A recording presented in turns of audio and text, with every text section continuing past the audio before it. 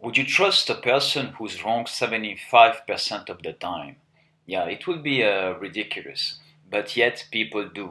The people on the Q wagon still trust him after he has been wrong 75% in the information he predicted.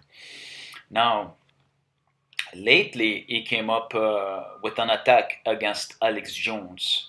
And it's so funny, I see channels like Dustin Nemos too, who's supposedly a researcher, but I mean, really, all what the guy does is reading posts. I mean, it's ridiculous. Like the guy is reading you, and the post from A-chan, very reputable hoax channel, and he's calling this research. Okay, good. You know how to read, buddy. I mean, his heart is in the right place, but I believe that people who are on the Q wagon are being deceived. I don't know what the movement is about. I don't know if it's been hijacked or whatever, but considering that he was in a question answer lately and that he provided very, very shady answers to very important questions to the conspiracy theorists or slash truthers, which I prefer. One of them was if a plane crashed on the Pentagon, and he confirmed that it did. I mean, that is an obvious one. I mean, a plane did not crash on that Pentagon. I don't know what did. I don't know what happened, but we know that just by chance it was in the department, in the accounting department, and 3 days after it has been disclosed that. There was some trillions missing, and we don't know where they disappeared. So the fact that he said yes is even the Anons were like, "What the hell? Like, what are you talking about?" But they justify it under the guise that disinformation is necessary. It's like saying to somebody, "I'm gonna lie to you," and then every time he identifies that you're wrong about something, he keeps on going back to his zone of denial, saying, "Oh, but he said he was going to lie to me." So, therefore, like, except for all the times that he's wrong, well, he's right. It's ridiculous. And the very fact I'm giving a metaphor about it is ridiculous because, like, the actual facts of what's happening is already ridiculous in itself. And then the guy proceeded to attack Alex Jones.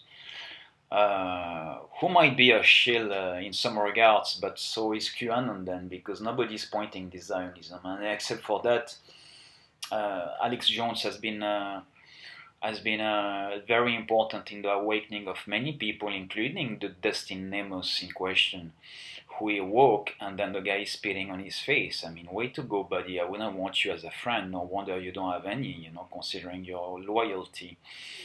But all of this doesn't matter, I'm taking everything with a grain of salt.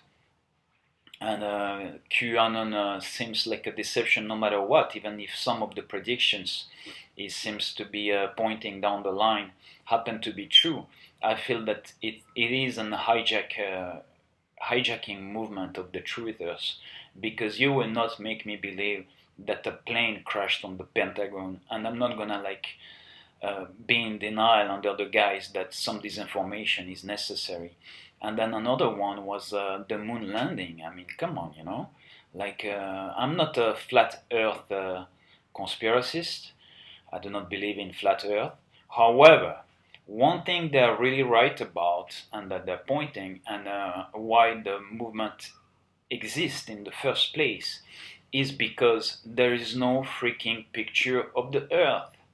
So if they have been to the moon, if they have been even far enough outside of the atmosphere, we should have this picture, and it shouldn't have been tampered with. All the pictures we see are perfect globes, and we all know that it's not a perfect globe. Even NASA admitted it. Now, if there's a secret space program, I mean, why not, But it doesn't mean that it's an evolved secret space program. It's a secret space program means just like, maybe they're still looking for a way to go there. I don't know, you know. I don't know. Maybe they've been there, but for sure the initial landings were absolutely fake. And what people got to see is a little bit of a Mandela effect thing, because they think they saw something when actually most of them listened to it on the radio, and the actual footage provided from 1969 has been debunked so many times it's ridiculous. As a 5-year-old kid, I remember like seeing the pictures and thinking, no way they went with this, and that was some time ago. Anyway, so just to tell you that even a kid wouldn't believe it. And now, what is how is this gonna evolve? How is this gonna play out? I don't know. Right now, it seems like the FISA disclosure should be the first domino of the cabal falling.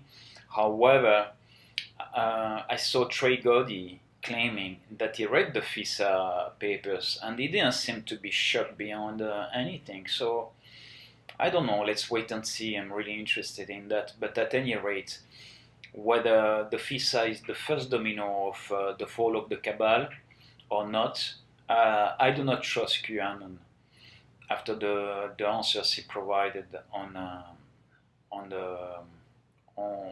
on the on the stream, on the answer questions. So that's about all. Take care.